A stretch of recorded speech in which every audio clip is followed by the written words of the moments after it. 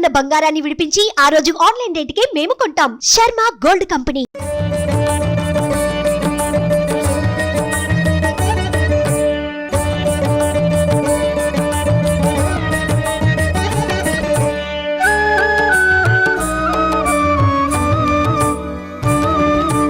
నమస్కారం, welcome to Suman TV. నేను Geetanjali. Temple tour with Geetanjali కార్యక్రమాన్ని మనలో ఉన్నటువంటి అజ్ఞాన అంధకారాలను తొలగించి వెలుగు వైపుకు మనల్ని నడిపించేటువంటి ఒక దిక్సూచి. గురువు అంటే మనకు దైవానికి మధ్య ఉండేటువంటి ఓ గొప్ప వారధి. గురువులని పూజించుకోవడం, స్మరించుకోవడం, దర్శించుకోవడం ఎంతో పుణ్యప్రదం అని చెబుతూ ఉంటారు. ప్రత్యేకంగా ఇవాళ నేనున్నాను ఎంతో సుప్రసిద్ధమైన గురుక్షేత్రం, అదే మంత్రాలయం. శ్రీ గురు రాఘవేంద్ర స్వామి వారి మఠం.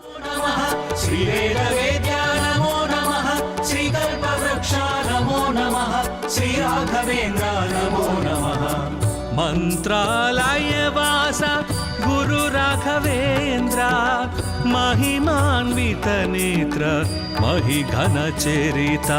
శరణము శరణము సద్గురు చరిత, శరణము శరణము సకల ప్రదాత, శరణము శరణము కరుణా సాగర, శరణము శరణము శ్రీ రాఘవేంద్ర.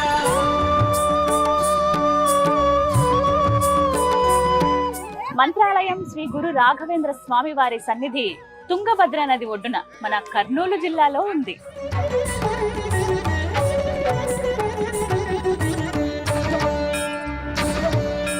మంత్రాలయానికి వివిధ మార్గాల ద్వారా చేరుకోవచ్చు. ప్రధానంగా హైదరాబాద్ నుంచి 235 కిలోమీటర్లు, అలాగే కర్నూలు నుంచి 90 కిలోమీటర్ల దూరంలో మంత్రాలయం ఉంటుంది.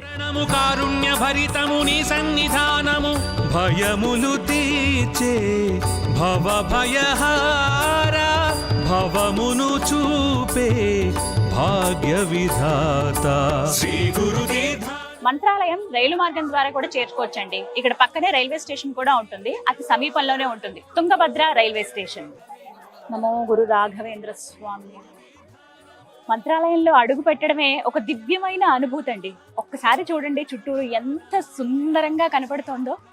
అసలు ఆ నిర్మాణమే అత్యద్భుతంగా ఉందని చెప్పుకోవాలి. బంగారు వర్ణంలో అలా మెరిసిపోతూ కనపడుతోంది. నాకైతే చాలా సుందరంగా ఉంది. జీవితంలో ఒక్కసారైనా ఇలాంటి ప్రదేశాలకు రావాలి. ఇంకా మనం బృందావనం దగ్గరికి వెళ్ళక ముందే ఇక్కడ చూస్తున్నాం కదా, చాలా అద్భుతంగా ఉంది. వచ్చిన వెంటనే గురు సన్నిధికి వచ్చామనేటువంటి ఆ ప్రశాంతత మనల్ని అలా అల్లుకుంటుంది. పరిమళాచార్య బిరుదాంకితుడవు, త్రివిధ మార్గముల దర్శించావు, ద్వైత మార్గమున సద్గురుడవయ. Thank you. లోపలికి ఇలా ప్రవేశించగానే తిరునామాలు దిద్దేందుకు చాలా మంది సిద్ధంగా ఉంటారండి. ఎందుకో తెలుసా? ఆ రాఘవేంద్ర స్వామి వారు అపర విష్ణు భక్తులు. శ్రీ గురు రాఘవేంద్ర స్వామి వారిని దర్శించుకునే కన్నా ముందే మంచాలమ్మను మనం దర్శించుకోవాలి అని చెబుతారు. మనం ఇలా లోపలికి ప్రవేశించేటప్పుడే కుడివైపున మనకి శ్రీ మంచాలమ్మ దేవాలయం అని చెప్పి రాసుంటుంది. అమ్మవారు ఎంత దివ్యంగా ఉంటారో తెలుసా? వెండి కవచాన్ని ధరించి చూడండి, పీఠాధిపతులు పూజ కూడా నిర్వహిస్తున్నారు. రాఘవేంద్ర స్వామి వారు బృందావన ప్రవేశం చేసే కంటే ముందే మంచాలమ్మ దేవతను పూజించి ఆవిడ అనుగ్రహం పొందిన తర్వాతే బృందావనంలోకి ప్రవేశించారని చెబుతారు.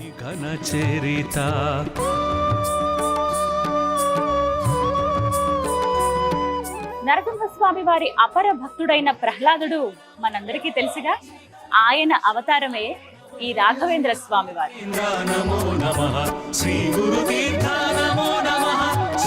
ఆలయ వేళలు ప్రధానంగా ఉదయం 5:30 నుంచి రాత్రి 9 గంటల వరకు అండి. కానీ మధ్యాహ్నం 2 గంటల నుంచి 4 గంటల వరకు మూసివేస్తారు.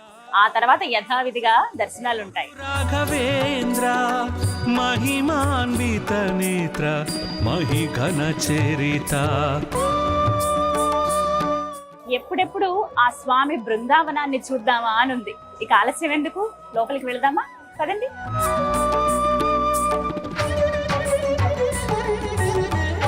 లోపలికి అడుగు పెట్టగానే వెండి ద్వారాలు మనల్ని ఎంతగానో ఆకర్షిస్తాయండి. ఒక్క నిమిషం ఉండి అలా చూసి అడుగు పెట్టాలనిపిస్తుంది అనమాట. చూడండి ఎంత బాగున్నాయో. అమ్మవారి రూపాలు, అలాగే దశావతారాలు కూడా ఉంటాయి. ఇదంతా కూడా పూర్తిగా వెండి తొడుగు. భవ అవధూత శక్తి సుదాయక శ్రిత జన పోష శ్రీ గురుధానమో నమః శ్రీవే. ఎంత సుందరంగా ఉందండి. బయటే అనుకున్నాను నేను, కానీ ఇంకాస్త లోపలికి మనం అడుగు పెట్టాక ఇంకా దివ్యంగా కనపడుతోంది ఆలయం అయితే. నమో నమః శ్రీవేద వేద్యానమో నమః శ్రీకల్ప వృక్షానమో నమః. మఠంలో అందరికీ ఉచిత దర్శనమేనండి. ఇంకా ఏమైనా ప్రత్యేకమైన సేవలు చేయించుకోవాలి, మేము స్వామివారి సన్నిధిలో కాసేపు గడపాలి, ప్రత్యేక దర్శనం కావాలి అనుకున్నప్పుడు 1000 రూపాయలు అంతకు పైన ధర ఉంటుందన్నమాట. అవి చెల్లించి ముందుగానే మనం నమోదు చేయించుకుని దర్శనానికి వెళ్ళొచ్చు, సేవలో కూడా పాల్గొనవచ్చు.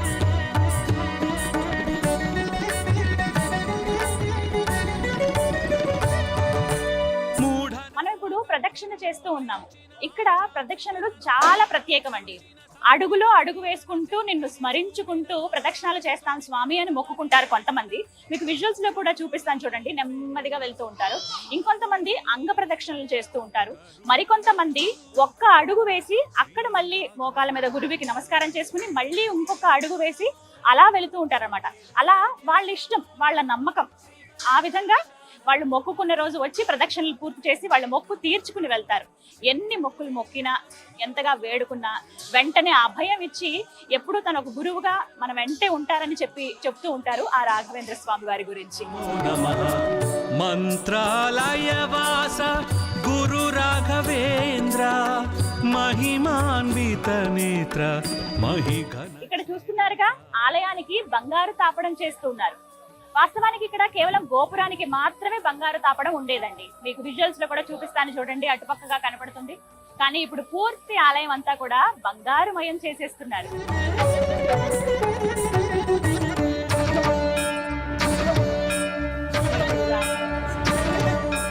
సర్వ దుఃఖ నా ప్రదక్షిణ అయితే పూర్తయింది. ఇక దర్శనం చేసుకుందామా? రండి వెళ్దాం. వీణవాద్య నిష్ణాతుడవయ్య వేద శాస్త్రములు నేర్చితివయ్య సర్వము నీవే స్థాణువు నీవే ధర్మము నీవే శ్రీ రాఘవేంద్ర. శ్రీ గురుధానమో నమః శ్రీవేద వేద్యానమో నమః శ్రీకల్ప వృక్షానమో నమః శ్రీ రాఘవేంద్ర నమో నమః శ్రీ గురుతీర్థానమో నమః శ్రీవేద వేద్యానమో నమః శ్రీకల్ప వృక్షానమో నమః శ్రీ రాఘవేంద్ర నమో నమః. మంత్రాలయవాస గురు రాఘవేంద్ర మహిమాన్విత నేత్ర మహిఘన చరిత. ఎంత చక్కటి దర్శనం అండి. మనసంతా ప్రశాంతంగా హాయిగా ఏదో రిలాక్స్ అయిపోయినటువంటి ఒక భావన అంతే. గురువుని చూసినప్పుడు మనకు అదే భావన కలుగుతుంది కదా. నాకైతే ఒక్క క్షణం నేను చూసిన ఆ క్షణం కూడా ఏదో ప్రత్యేకమైన లోకంలో ఉన్నానేమో, చాలా ప్రశాంతంగా ఉంది లోపల. ఎక్కడ ఇబ్బంది లేదు, తోసేటాలు హడావిడి ఏం లేదు. నెమ్మదిగా అలా చూసి గురువుకి ఒక నమస్కారం చేసుకుని రావచ్చు. అయితే ప్రధానంగా గమనించవచ్చు, మనకి అంతరాలయం అంటే లోపల 2 బృందావనాలు మనకు కనిపిస్తాయండి. ఏంటి 2 బృందావనాలు కనిపిస్తున్నాయంటే అక్కడ వివరించి చెప్పారు. ముందుగా ఏదైతే మనం కుడివైపుగా ఉన్నటువంటి బృందావనాన్ని చూస్తామంటే వచ్చేటప్పుడు దర్శించినటువంటి వాదేంద్ర స్వామి బృందావనం, అది వాస్తవానికి రాఘవేంద్ర స్వామి వారి కోసమే ఏర్పాటు చేశారట. కానీ స్వయంగా ఆయన చెప్పారట, ఇది నేను ఉండాల్సింది కాదు, ఇది నా బృందావనం కాదు, నా 5వ తరం ఏదైతే ఉందో వారు ఉండవలసినటువంటి బృందావనం ఇది, నాకు ఈ పక్కనే ఇంకొకటి ఏర్పాటు చేయండి అని చెప్పి స్వయంగా రాఘవేంద్ర స్వామి వారే చెప్పారట. అందుకే లోపల అంటే అంతరాలయంలో మనం చూస్తాం 2 బృందావనాలు. ముందుగా దర్శించుకునేది ఆ రాఘవేంద్ర స్వామిని. మొత్తం పూర్తిగా వెండి బంగారంతో ఉంటారు. స్వామి అందులోంచి మనల్ని పలకరించడానికి, అంటే ఆ గురువు గారు మనల్ని పలకరించడానికి అలా వచ్చి అక్కడ కూర్చున్నారా, ఆసీనులై ఉన్నారా అన్నట్లుగా ఇలా కళ్ళు తెరిచి మనల్ని చూస్తూ ఉంటారు. నిజంగా ఆయన్నే చూసామా, ఆయన చూపు మన మీద పడింది కదా అనేటువంటి భావన మనందరికీ కలుగుతుంది. ఒక్క క్షణం ధ్యానం చేసుకుని నమస్కరించుకుని అలా సంతోషంగా బయటికి రావటమే. శ్రీకృష్ణ తత్వము నీ దివ్య రూపము ఓం శాంతి ధామము నీ భవ్య క్షేత్రము ఓంకార తేజము నీ నామ స్మరణము కారుణ్య భరితము నీ సన్నిధానము భయములు. అలా దర్శనం చేసుకుని బయటకు వచ్చిన తర్వాత ఇంకా తనివి తీరకపోతే ఇలా ఇక్కడ వెనక నుంచి కూడా మనం బృందావనాన్ని వీక్షించవచ్చండి. ఇక్కడి నుంచి చూస్తే ఒక అద్భుతం కనపడుతుంది. ఏంటో తెలుసా, బృందావనం అంతా ఒక మాదిరిగా నిర్మాణ శైలి ఉంటే వెనక పక్క చివరన మనకి మసీదులకి ఏ విధంగానైతే పైన నిర్మాణం ఉంటుందో అదే విధంగా కనపడుతుంది. దానికి కారణం ఏంటో తెలుసా? ఇప్పుడు ఉన్నటువంటి ఈ బృందావనం, ఈ ప్రాంతం అంతా కూడా, అంటే ఇంతకు ముందు మంచాల అని పిలిచేవారు ఈ ప్రాంతాన్ని, ఇప్పుడు మంత్రాలయం అంటున్నారు. ముందు ఇదంతా కూడా ఆదోని నిజాం ప్రభువు ఆయనే పాలించేవాళ్ళు. అయితే ఆయన కానుకగా ఇచ్చారట రాఘవేంద్ర స్వామి వారికి. దానికి గుర్తుగా నా బృందావనం పైన ఇలా మసీదుకు సంబంధించినటువంటి ఒక చిహ్నాన్ని కూడా మీరు నిర్మించండి అని చెప్పి స్వయంగా రాఘవేంద్ర స్వామి వారే వారి శిష్యులకి తెలియచేశారట. అందుకు మనకి ఇక్కడ ఇలా కనపడుతుంది అనమాట.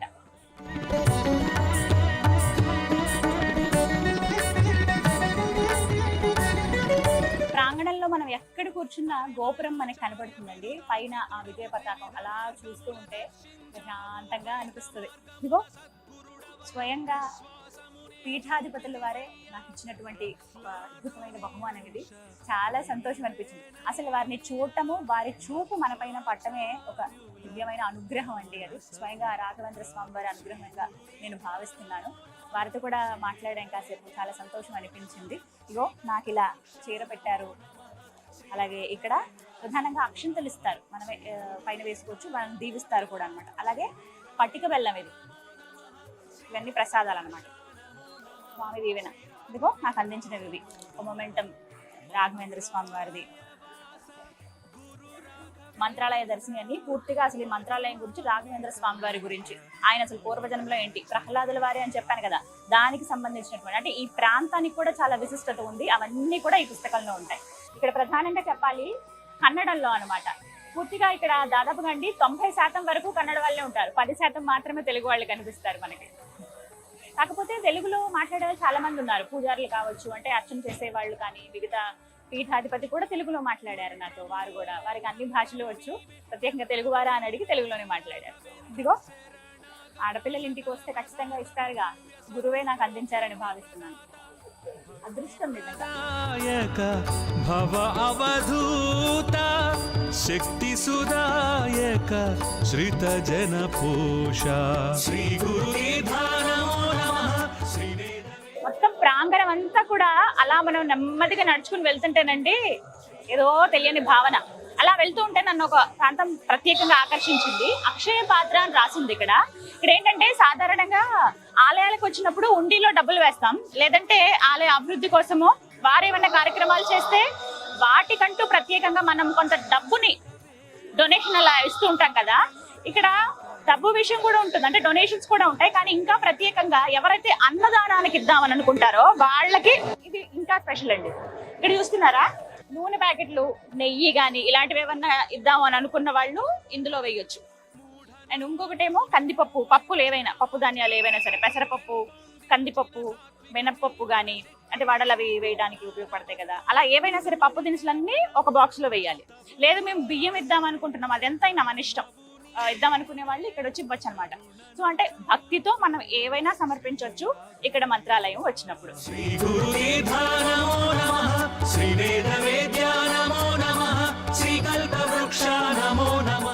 ఎంత చక్కగా ఉన్నారో చూసారా, ఆ వెండి ఉయ్యాలలో స్వామి ఎలా ఊగుతున్నారు. ఇదంతా కూడా భజన మండపం అండి. ప్రతి ఒక్క భజనలు ఇక్కడ జరుగుతాయి. ప్రతిరోజు ఏదో ఒక విశేషం ఉండనే ఉంటుంది. ఇక్కడ ఇంకొకటి ఏంటంటే చాలా ప్రత్యేకంగా చెప్పుకోవాలి. ఇప్పుడు కృష్ణ భగవానుడు అలాగా ఉయ్యాల ఊపుతున్నారు కదా, కొద్దిసేపు అయిన తర్వాత సుమారుగా ఇక్కడ రథోత్సవం జరుగుతుంది. అంటే స్వామికి ఉన్నటువంటి రథాలు ఒకసారి చెప్పుకోవాలి, చక్కగా ఉంటుంది వెండి రథం, 2 స్వర్ణ రథాలు ఉంటాయి. ఆ అన్ని రథాల్లో స్వామి అంటే ముందు జన్మ ఆయన ప్రహ్లాదుడుగా ఇక్కడ అందరూ భావిస్తారనమాట. ఆ స్వామి అలాగా ఊరేగింపు అయిపోయిన తర్వాత రథంలో అలా విహరించి మొత్తం ఆలయం చుట్టూ విహరించి వచ్చిన తర్వాత ఇక్కడ వచ్చి కాసేపు ఉయ్యాల్లో కూర్చుని ఊగుతారనమాట. అది చూడడానికి నిజంగా 2 కళ్ళు సరిపోవు, కానీ చాలా బాగుంటుంది చూడటానికి. మీరు సాయంత్రం వేళ వస్తే బృందావనం అంటే మంత్రాలయానికి అద్భుతం అండి, తీరిక చేసుకుని రండి, చాలా బాగుంటుంది. వేద శాస్త్రములు నేర్చితివయ్యా, సర్వము నీవే స్థాణువు నీవే. మంత్రాలయం రాఘవేంద్ర స్వామి వారి సన్నిధిలో గురు పరంపరని మనం ఒకసారి గమనించొచ్చండి. ఒక బోర్డు పైన మొత్తంగా ఈ ఆలయాన్ని గురించి చెప్పేటప్పుడు కూడా ఒక మాట చెప్తూ ఉంటారు, జగద్గురు శ్రీమాన్ మధ్వాచార్య మూల మహా సంస్థానం అని చెప్పి. ఆ గురు పరంపరకి సంబంధించినటువంటి లిస్ట్ ఏదైతే ఉందో మొత్తం 54 మందికి సంబంధించిన పేర్లు ఇలా బోర్డు పైన మనం గమనించవచ్చు. ఇంకొకటి మంత్రాలయంలో ఏంటంటే ఏ స్వాముల వారు ఎంతకాలం పాటు మఠాధిపతులుగా ఉన్నారో వారి సంఖ్య చెబుతూ, అంటే ఏ సంవత్సరం నుంచి ఏ సంవత్సరం వరకు ఉన్నారో చెబుతూ వాళ్ళకి సంబంధించినటువంటి బృందావనాలు ఇక్కడ ఏర్పాటు చేశారనమాట. ఇక్కడ చూడొచ్చు, ఇక్కడ నుంచి మనం గమనించవచ్చు, పైన వెండి తొడుగుతోటి ఏర్పాటు చేసిందే. ఇగో పేరు, ఎవరికి వారికి పేరు చాలా క్లియర్ గా రాశారు. శ్రీ సుజయీంద్ర తీర్థ శ్రీపాదుల వారు 1963 నుంచి 1986 వరకు వారు మఠాధిపతులుగా ఉన్నారనమాట. ఇలా ప్రతి ఒక్కటి ఓపికగా చూడాలే గాని చాలా మనకి ప్రతి ఒక్క విషయం తెలుసుకోవచ్చు అనమాట. అలా నెమ్మదిగా నడుచుకుంటూ ఒక్కొక్క స్వామి గురించి మనం తెలుసుకోవచ్చు, గురువు గారులు అనమాట. ఇగో ఇక్కడి నుంచి ఈయన సుబ్రతీంద్ర తీర్థ శ్రీపాదుల వారు. ఇక్కడ నుంచి కనిపిస్తున్నారా మీకు? చూడండి, పెద్ద వృక్షం. ఈ వృక్షం వెనకాల కూడా ఇంకొకరు కనిపిస్తున్నారు. శ్రీ సుధర్మేంద్ర తీర్థ శ్రీపాదుల వారు, ఆయన 1861 నుంచి 1872 వరకు మఠాధిపతిగా ఉన్నారనమాట. ఇలా ఒక్కొక్కటి మనం గమనించుకుని వెళ్ళొచ్చు అనమాట. ఓ, మంత్రాలయం ఆలయ ప్రాంగణంలోనేనండి ఎంతమంది సుబ్రహ్మణ్య స్వామిలో చూడండి. ఒక్కొక్కరు ఇక్కడ ప్రతిష్టాపన చేస్తారు కదా, కొన్ని అంటే నాగదోషాలు ఉన్నప్పుడు, ఏమన్నా నాగ ప్రతిష్టలు చేయాలని వారి గురువులు సూచించినప్పుడు ఒక పుణ్యస్థలంలో, పవిత్రమైన ప్రదేశంలో వాటిని వాళ్ళు ప్రతిష్ఠ చేస్తారు కదా, అలా ఇక్కడ ప్రతిష్ఠించడం అనమాట. ఇవన్నీ కూడా 5 పడగలు, 2 పడగలు, అలాగే అంటే జంట నాగులు, కొంతమంది ఒక్క నాగువి, అలాగే కొంతమంది ఏమో 7 పడగలు ఉన్నటువంటి సర్పం. ఇలా ప్రతి ఒక్కటి కూడా ప్రతిష్ఠ చేసి వాటికి పూజలు చేసుకుని వాళ్ళకున్న దోషాలు పోగొట్టుకుంటారనమాట. ప్రతి ఒక్కటినండి కేవలం రాఘవేంద్ర అంటే గురువుకు మాత్రమే కాదు, మనకి ఇష్ట దైవాలందరినీ కూడా ఇక్కడ స్మరించుకోవచ్చు. ప్రధానంగా విష్ణుమూర్తి దేవాలయంగా కూడా మనం భావించవచ్చు. ఎక్కడ చూసినా విష్ణుమూర్తి కనబడతారు, రాముడి రూపంలో, కృష్ణుడి రూపంలో, నారసింహుడి రూపంలో, అన్ని చోట్ల ఆయనే ఉంటారు. మంత్రాలయం రాఘవేంద్ర స్వామి వారి సన్నిధిలో ఎంతో చక్కగా రథోత్సవం జరుగుతుందండి. చూడడానికి 2 కళ్ళు సరిపోవు. వాస్తవానికి పొద్దున వచ్చిన వాళ్ళు సాయంత్రానికి మిస్ అవుతారేమో, ఎందుకంటే సాయంత్రం 7 గంటలకి ప్రతిరోజు ఉంటుందన్నమాట. స్వామివారి రథాలు ఏంటో తెలుసా? ఒక్కసారి చూడండి, చక్రరథం. మధ్యలో ఎక్కడైతే స్వామిని కూర్చోబెడతారో అక్కడ మాత్రమే వెండితో సింహాసనం లాగా ఉంటుందన్నమాట. ఇక ఆ పక్కగా మీరు చూస్తున్నది పంచలోహ రథం, 2 నెమళ్ళు. అండ్ ఇక్కడ మీరు చూస్తున్నది ఏనుగు, మొత్తం వెండితో చేసినటువంటి ఏనుగు. ఎంత బాగుందో కదా చూడడానికి, భలే ముచ్చటగా ఉంది. చూడండి, ఇవి అన్ని చాలా డీటెయిల్డ్ గా ఉంటాయి అనమాట. ఇంకొకటి స్వర్ణ రథం, అది మీకు నేను విజువల్స్ లో చూపిస్తాను చూడండి. ఇంకా కళ్ళు చెదిరిపోతాయి అంతే, చాలా అందంగా ఉంటుంది. ఇంకొకటి వెండి రథం, అది కూడా పూర్తిగా వెండితో ఉంటుంది. ఆ విజువల్ కూడా చూపిస్తాను చూడండి. అయితే ఈ 5 వీటిపైన, ఒకటి ఏనుగు పైన ఊరేగుతారు, మిగతా 4 రథాలపైన స్వామి అలా విహరిస్తారనమాట. అయితే రాఘవేంద్ర స్వామి వారు కాదు, ప్రహ్లాదుల వారు. ప్రత్యేకించి అందరూ చెప్పే మాట, వీళ్ళు గట్టిగా నమ్మేది ఏంటో తెలుసా? రాఘవేంద్ర స్వామి అంటే ఎవరో కాదు, స్వయంగా ఆ ప్రహ్లాదుడే అని. అందుకని అంటే సన్యాసులు ఎవరైతే ఉంటారో వారు, సన్యాసం స్వీకరించిన వాళ్ళు ఇలాగా అంటే ఈ విహారాలు చేయటం కానీ, వేటిపైన ఊరేగడం కానీ ఇవన్నీ నిషిద్ధం. అందుకనే ప్రహ్లాదుడు వారు రాజు కదా ఆయన, అందుకే ఆయన రూపంలో కొలుచుకుంటూ రాజుగా ఆయన ఇలా మొత్తం ఆలయం చుట్టూ కూడా, ప్రాంగణంలోనేనండి, మధ్యలో బృందావనం ఉంటుంది, ఈ చుట్టూ ఇలా విహరింపజేస్తారు. 7 గంటలకి స్టార్ట్ అవుతుంది. మీరు కనుక చూడాలనుకుంటే ఆ టైంకి వచ్చేయచ్చు. భయములు తీర్చే భవ భయహార, భవమును చూపే భాగ్య విధాత, శ్రీ గురుదేవ నమో నమః, శ్రీ వేద వేద్యా నమో నమః, శ్రీ కల్పవృక్ష నమో నమః, శ్రీ రాఘవేంద్ర నమో నమః, శ్రీ గురుదేవ నమో నమః, శ్రీ వేద వేద్యా నమో నమః, శ్రీ కల్పవృక్ష నమో నమః, శ్రీ రాఘవేంద్ర నమో నమః. మంత్రాలయ వాస గురు రాఘవేంద్ర, महिमान्वित नेत्र महिघन चरिता,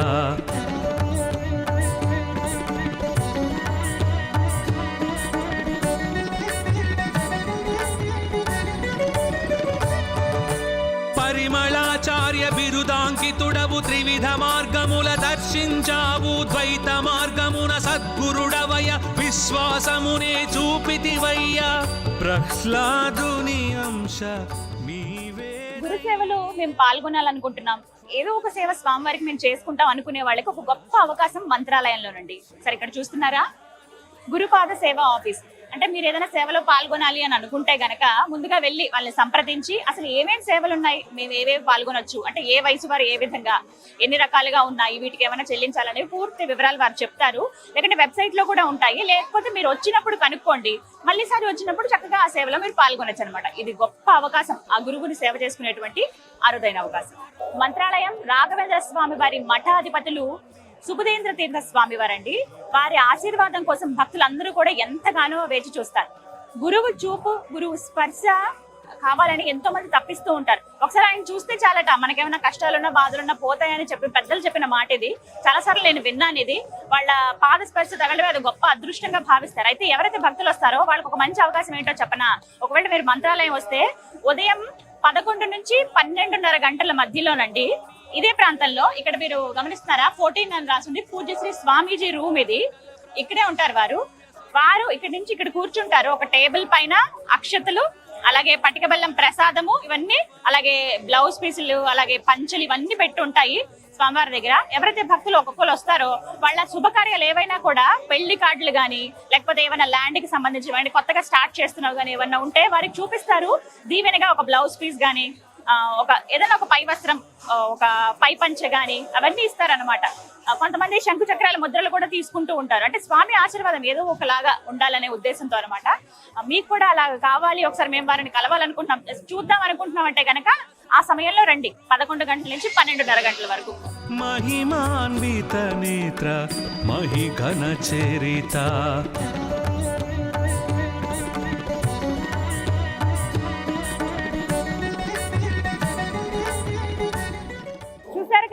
ప్రాంగణం అంతా ఎంత సందడిగా ఉందో. మంత్రాలయం వస్తే ఇలా ఉంటుందా అని అనిపిస్తుంది కదా. నిజంగానండి, వీకెండ్స్ లో మీరు కనుక వస్తే ఇలాగే చాలా బాగుంటుంది అనమాట. ఎక్కడికక్కడ భక్తులు పొర్ల దండాలు పెట్టేవాళ్ళు, అలాగే కొంతమంది గురు సేవలో ఉండేవాళ్ళు, మరి కాసేపట్లో రథోత్సవం జరుగుతుంది, ఇవన్నీ కూడా చూడొచ్చు. ఇంకో ప్రత్యేక ఆకర్షణ ఏంటో చెప్పన, ఆలయ ఆవరణలోనే ఏవైతే ప్రత్యేక రోజుల్లో ఉత్సవాలు జరిగేటప్పుడు వినియోగించేటువంటి వస్తువులు గాని, ఆ సింహాసనాలు, గజేంద్రుడికి వేసేటువంటి ఆభరణాల్లాగా ఉంటుంది కదా, ఇవన్నీ కూడా ఇక్కడ చక్కగా మనం చూడొచ్చు అనమాట. ఇవన్నీ నిక్షిప్తం చేశారు, ఎగ్జిబిట్ చేశారనమాట, ప్రదర్శన లాగా పెట్టారు. మనం ఒక్కొక్కటి చూసుకుంటూ అలా వెళ్ళొచ్చు అనమాట. మీరు వస్తే మిస్ అవ్వద్దు. ఆలయ ప్రాంగణ బృందావనానికి మీకు కుడివైపుగా కనబడతాయి అనమాట. ప్రదక్షిణ చేస్తున్నప్పుడు చూడొచ్చు. మంత్రాలయవాస గురు రాఘవేంద్ర. మంత్రాలయం స్వామివారి ఆవరణలోనే తులాభారం మండపం ఉంటుందండి. ఇగో ఇక్కడ మీకు కనిపిస్తుంది కదా, చూడండి. అక్కడి నుంచి తులాభారం ఏంటంటే ఎవరైతే భక్తులు మొక్కుకుంటారో వాళ్ళు ఎంత బరువు ఉన్నారో అంత ద్రవ్యాలని స్వామికి సమర్పిస్తారనమాట. అంటే తినే వస్తువులే కావచ్చు, కొంతమంది స్తోమత కలిగిన వాళ్ళు, ఇద్దాం అనుకున్న వాళ్ళు, మొక్కుకున్న వాళ్ళు చిల్లర నాణ్యాలు కూడా ఇస్తారనమాట. అంటే డబ్బులు కూడా ఇస్తారు కొంతమంది, లేదంటే కొన్ని పదార్థాలు ఇచ్చి అలా తులాభారం తూగి అవి స్వామికి సమర్పిస్తారనమాట. హర సర్వశాస్త్రధర సత్య పరాత్పర సుధీంద్ర తీర్థ వీణ వాద్య నిష్ణాతుడవై. మంత్రాలయం రాఘవేంద్ర స్వామి వారి మఠంలో అన్ని అద్భుతాలే కదా. నిజమేనండి. మీరు అలా ప్రదక్షిణ చేస్తూ వస్తుంటే మీకు మ్యూజియం అని కనపడుతుంది ఉత్తర ద్వారం దగ్గర. ఒకసారి చూడండి, ఇక్కడ ఇది ఉత్తర ద్వారం, మ్యూజియం కి వెళ్లే దారి అనమాట. సో మీరు ఒకవేళ అద్భుతాలు ఏమైనా చూడాలి అని అనుకుంటే గనక మ్యూజియం కి వెళ్ళొచ్చు. నేను వెళ్తాను, మీకు కొన్ని చూపిస్తాను. అంటే పూర్తిగా నేను చూపించలేకపోవచ్చు, కొన్ని అమూల్యమైన మీకు చూపించే ప్రయత్నం చేస్తాను. పదండి మ్యూజియం కి వెళ్దాం.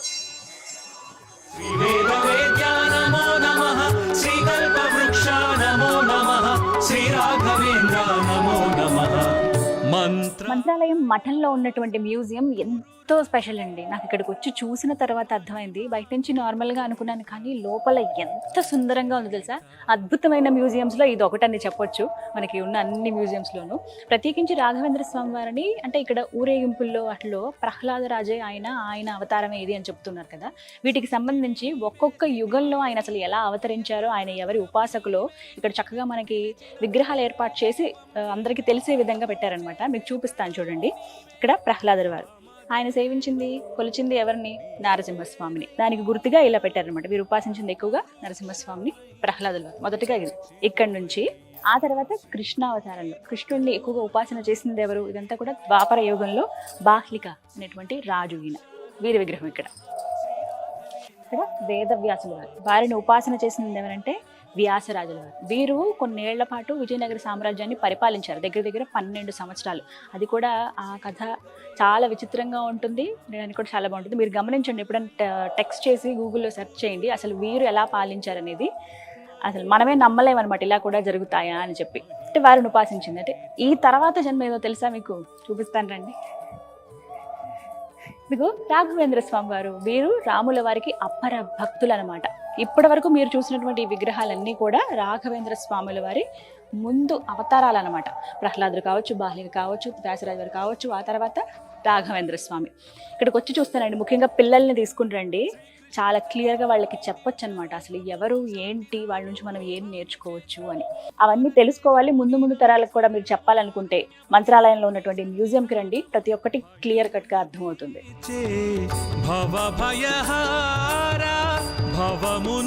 ఓపికతో మీరు రావాలే కానీ దగ్గర దగ్గర మీకు 1 గంట సమయం అయితే ఖచ్చితంగా పడుతుందండి. ఒకవేళ చదివి ఒక్కొక్కటి పిల్లలకి చెప్పాలంటే కనుక 1 పూట పడుతుంది.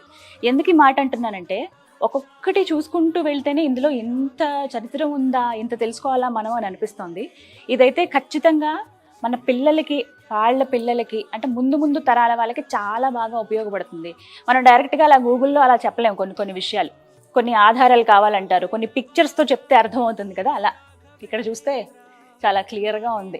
నాకైతే కాసేపు ఇక్కడే ఉండాలని ఉంది, మీకు ఇంకా చూపించాలని ఉంది. కానీ ఇలా చూపించే కన్నా మీరు డైరెక్ట్గా వచ్చి చూస్తే ఇంకా బాగుంటుంది కదా, అప్పుడు ఇంకా బాగా అర్థమవుతుంది.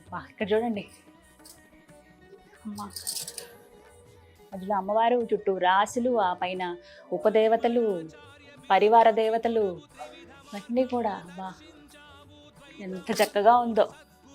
చక్రాబ్జ మండలం అంటారట. అద్భుతం అండి. ఇంత ఎన్నిసార్లు చెప్పినా నేనైతే అదే మాట చెప్తాను. డెఫినెట్గా రండి, మ్యూజియంని ఒకసారి చూడండి, మీ పిల్లలకు కూడా చూపించండి. సాహిత్యం, సంస్కృతి, సదాచారం, సంప్రదాయం, సద్ధర్మాల భవ్య స్వరూపాలన్నీ కూడా మనం ఈ మ్యూజియంలో గమనించవచ్చండి. విశ్వకర్త వైభవాన్ని మనం చూసి మనం మురిసిపోవచ్చని చెప్పుకోవచ్చు. ఎంత అందంగా ఉన్నాయంటే మాటలో చెప్పలేం, అందరూ వచ్చి చూడాల్సిందే. ఈ మ్యూజియం ఒక అద్భుతం. ఓం శ్రీ గురు రాఘవేంద్రాయ నమః. మధ్యాహ్నం ఎప్పుడో వచ్చానండి మఠానికి, ఇప్పటికీ ఇంకా పూర్తవ్వలేదు నేను చూడటం. నిజంగా ఇంత అద్భుతంగా, ఇంత దివ్యంగా ఉంటుందని నేను అస్సలు ఊహించలేదు. అందరూ చెప్తుంటే విన్నాను. కాకపోతే దర్శనం అయితే చాలా బాగా జరిగింది. వాహనాలు, రథోత్సవం ఇవన్నీ కూడా చూశాను. అలా రాత్రి అయ్యే కొద్దీ ఇంకా అందం పెరిగిపోయింది. మీకు విజువల్స్లో చూపిస్తాను చూడండి, నైట్ విజువల్స్ ఎలా ఉన్నాయో. టెంపుల్ టూర్ అయితే నేను కంప్లీట్ చేసుకోగలిగాను. అయితే రాఘవేంద్ర స్వామి గురించి తెలుసుకోవాలి కదా, వారి జీవితమే ఒక అద్భుతం అండి. 1595వ సంవత్సరంలో భువనగిరి అనేటువంటి ఒక ప్రాంతం, అది తమిళనాడులో ఉండేది, అక్కడ ఆయన జన్మించారు. ఆయన అసలు పేరు అంటే ఇప్పుడంటే రాఘవేంద్ర స్వామి వారి మఠం ఇలా చెప్పుకుంటున్నామా, వారి అసలు పేరు ఏంటో తెలుసా? వెంకటనాథుడు. రాఘవేంద్ర స్వామి వారు గురువు దగ్గర శిష్యరికం పొందారు. అలా వారు చెప్తున్నప్పుడు విని, వారి మాటలు విన్న తర్వాత ఒకానొకసారి వారి గురువే అన్నారట, నువ్వు ఇంకా గృహస్థాశ్రమాన్ని వదిలి సన్యాసం తీసుకునే సమయం ఆసన్నమైందని. అదేంటి గురువు గారు, ఈ విధంగా నేను సేవ చేసుకోవచ్చు కదా అన్నారట. లేదు సమయం ఆసన్నమైంది, ఎందుకు చెప్తున్నానో నీకే అర్థమవుతుంది. తరతరాలు నీ గురించి చెప్పుకునే విధంగా నువ్వు ఉంటావు, నీ పూర్వజన్మలో నువ్వు వేరు, ఇప్పుడు వేరు అని అన్నారట. ఎందుకు ఆయనకి నిజమే కదా అనిపించి పూర్తిగా గృహస్థాశ్రమం నుంచి సన్యాసాశ్రమంలోకి వచ్చేసారు. దాదాపుగా ఆయనకు అప్పుడు 30 సంవత్సరాలు దాటుంటాయి, అప్పుడు ఆ వయసులో అనమాట. ఇక ఆ తర్వాత తమిళనాడులోని కుంభకోణం పీఠాధిపతిగా కొన్ని సంవత్సరాల పాటు ఆయన వ్యవహరించారు. అక్కడ ఎన్నో మహిమలు చూపించారు ఆయన. ఇంకా అవి మనం చెప్పలేము. ప్రత్యేకించి 64 కళలు అంటారు కదా, అన్ని కళల్లో ఆయనకి ప్రావీణ్యం ఉందంటండి రాఘవేంద్ర స్వామి వారికి. అలా రాఘవేంద్ర స్వామి వారు ఎన్నో విశేషాలు, మహిమలు చూపిస్తూ మంచాల అనే గ్రామానికి వచ్చారు. అదే ఇప్పుడు మనం చూస్తున్నటువంటి మంత్రాలయం. అయితే అప్పటికే ఈ మంచాల గ్రామంలో మసూద్ ఖాన్ అనేటువంటి ఒక నిజాం ప్రభు ఉన్నారు, ఒక నవాబు ఆయన. అయితే ఆయన వరకు కూడా ఈ మాట వెళ్ళిందనమాట, ఇక్కడ నేనే గొప్పగా ఉండాలి, ఎవరి రాఘవేంద్ర స్వామి ఈయన గురించి ఇక్కడ వింతగా చెబుతున్నారే అని చెప్పి ఒక పరిహాసానికి మీకు కొన్ని బహుమతులు పంపిస్తున్నాను చూడండి అని చెప్పి వాళ్ళ భటులతో కొన్ని బహుమతులు పంపించారట. ఇంత పెద్ద గంపలు పంపిస్తే ఆ విషయం ఇలా రాఘవేంద్ర స్వామి వారి దాకా వచ్చింది. ఏంటంటే ఇలా రాజుగారు మీకు పంపించారంటే, ఓహో బహుమతి ఇది, సరే ఒకసారి తెరవండి, ఏముంది ఆ బహుమతి, నేను చూడాలనుకుంటున్నాను ఆ బుట్టల్లో ఏంటి అని అన్నాను. తీరా తీసి చూస్తే దాని నిండా మాంసం ఉంది. ఈయనేమో సన్యాసులు, అసలు ఎవ్వరూ అలా ముట్టుకోరు. సాధారణంగా ఎవరైనా ఏం చేస్తారు, అసహించుకుంటారు, వద్దని పక్కకు పడేయడం ఇలా చేస్తారు. కానీ చిన్నగా నవ్వి ఆ మాంసం బుట్టలన్నీ కూడా పూల బుట్టలుగా మార్చేశారట రాఘవేంద్ర స్వామి వారు. ఇక ఆ సంఘటనతో నవాబ్ ఎవరైతే ఉన్నారో మసూద్ ఖాన్ శ్రీ రాఘవేంద్ర స్వామి వారి భక్తుడైపోయారు ఆయన మహిమలు చూసి. అప్పుడు ఒక మాట అన్నారట, స్వామి మీ మహిమల గురించి నేను విన్నానంతే, ఏదో పరిహసించడానికి ఇలా పంపించాను, కానీ ఇప్పుడు నా కళ్ళతో నేను చూశాక నేను కూడా మీ భక్తుడిని అయిపోయాను. మీకు ఎటువంటి బహుమతి కావాలో అడగండి, నేను ఒక రాజుగా కాదు ఒక సేవకుడిగా మీకు ఇవ్వాలనుకుంటున్నానంటే, అయితే నాకు ఫలానా ప్రాంతాల్లో ఈ స్థలం కావాలని అడుగుతారట. అదేం చేసుకుంటారు, మొత్తం రాళ్ళు గుట్టలే ఉన్నాయంటే, ఏం లేదు నేను ఆ స్థలం కావాలనుకుంటున్నాను. దేని గురించి అడుగుతున్నారనంటే ఆయన చూపిస్తారట, ఇలా ఒక యజ్ఞగుండం, మొత్తం యజ్ఞగుండం అంతా ఇలా పైకి వస్తుందట. ఏంటా యజ్ఞగుండం అంటే, ప్రహ్లాదుడుగా ఇప్పుడు నేను రాఘవేంద్ర స్వామినేమో, నా ముందు జన్మ ప్రహ్లాదుడు, అప్పుడు నేను ఇక్కడే యాగం చేశాను. ప్రహ్లాదుడు అంటే తెలుసుగా, నరసింహస్వామి వారి అపర భక్తుడు, హిరణ్యకశిపుడి కుమారుడు. ఆ తర్వాత ఆయనే రాజు అవుతాడు ఈ ప్రాంతం అంతటికి. రాజుగా నేను పరిపాలించింది ఇక్కడే, యజ్ఞయాగాదులు నిర్వహించింది ఇక్కడే, అందుకే ఈ ప్రాంతం కావాలనుకున్నానని చెప్పి ఒక మహిమ చూపిస్తారట. ఆ మహిమ చూపించినటువంటి స్థలమే ఇప్పుడు ఉన్నటువంటి ఆ బృందావనం, ఈ మంత్రాలయం, ఈ మఠం అంతా కూడా.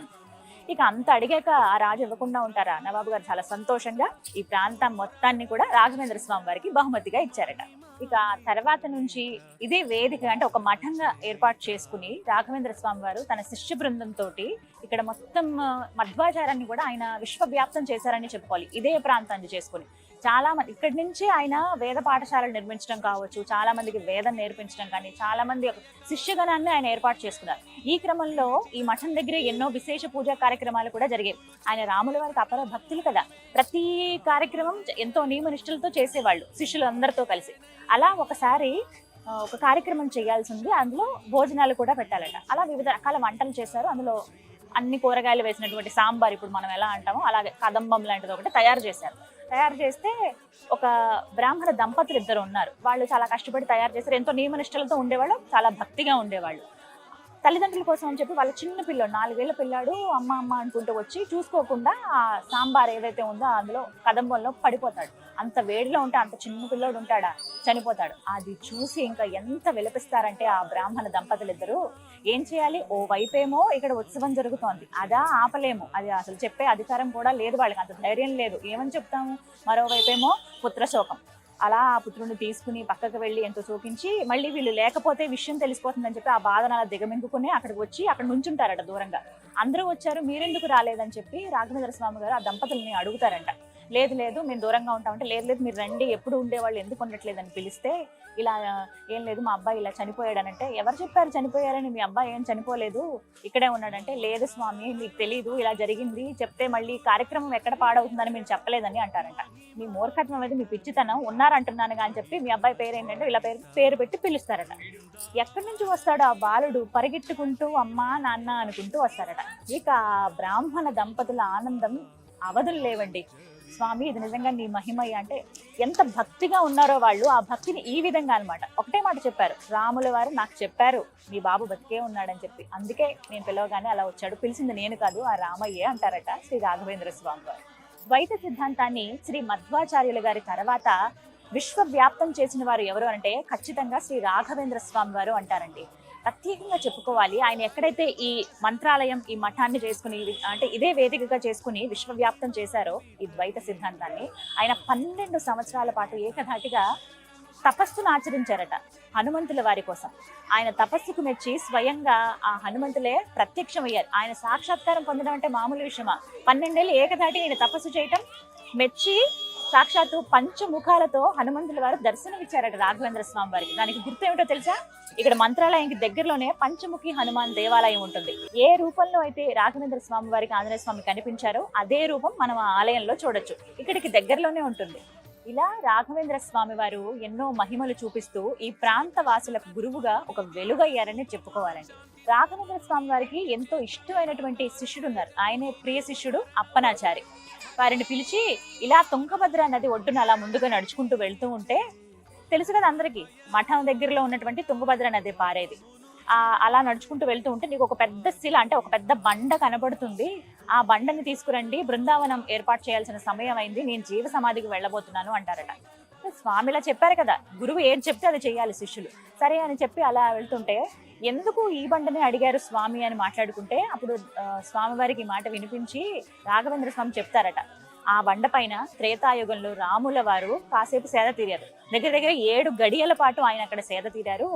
ఆ బండకి ఎంతో మహిమ ఉంది, ఆ బండకు ఒక వరం కూడా అందించారు ఆయన. ఆ బండతోనే నాకు బృందావనాన్ని మీరు నిర్మించండి అని చెప్పారనమాట. ఇక ఆ తర్వాత శ్రీ రాఘవేంద్ర స్వామి వారు జీవ సమాధి చెందారు. ఆ రోజు కూడా ఖచ్చితంగా చెప్తారండి, శ్రావణ మాసం అంటే ఆగస్టు నెలలో శ్రావణ మాసం వచ్చినప్పుడు ఇప్పుడు బహుళ విధియ రోజున శ్రావణ శుక్రవారం కూడా ఇంకా పుణ్య తిథి ఆ రోజు.